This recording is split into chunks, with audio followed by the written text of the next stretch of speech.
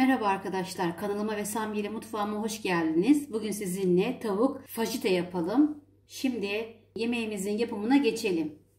Jülyen doğranmış 1 kilo tavuk göğsü kullanıyorum.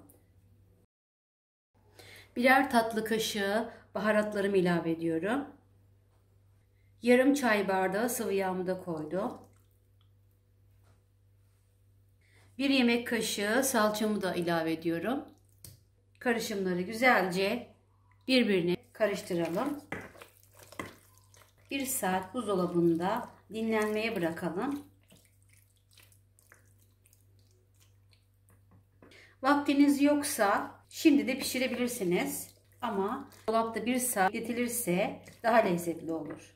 Şimdi sosladığımız tavuk göğsümüzü geniş bir tavanın içine koyalım.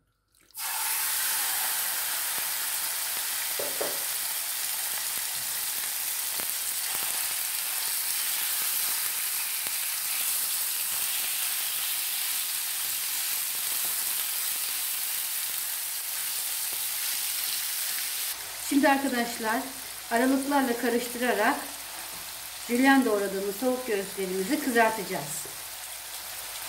Tavuk göğsü suyunu salıp çekene kadar aralıklarla karıştıralım arkadaşlar.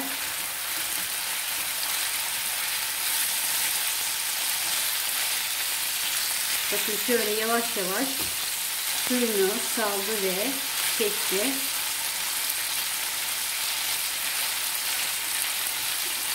Toparlanmaya başladılar.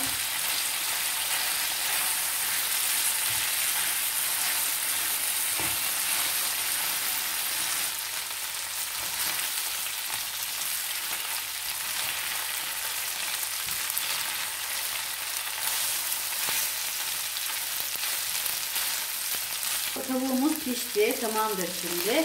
Bunu ocağın bir köşesine dinlenmeye alalım. Şimdi yemeğimizin sebzelerini pişirelim.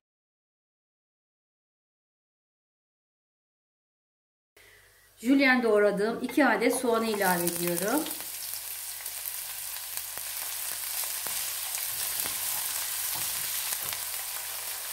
İki tane doğramış olduğum havucu ilave ettim. Soğanlarımızı ve havucumuzu beraber soteleyelim. 2 tane kırmızı biberimizi ve 3 tane yeşil biberi koyuyorum. Şimdi bu biberlerimizi de soteleyelim.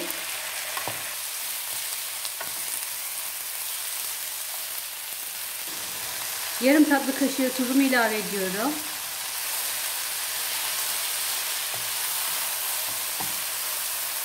Jülyen doğradığımız sebzelerimiz pişti. Şimdi bu sebzelerimizin içine pişirmiş olduğumuz jülyen doğradığımız tavuk göğsünü ilave edelim.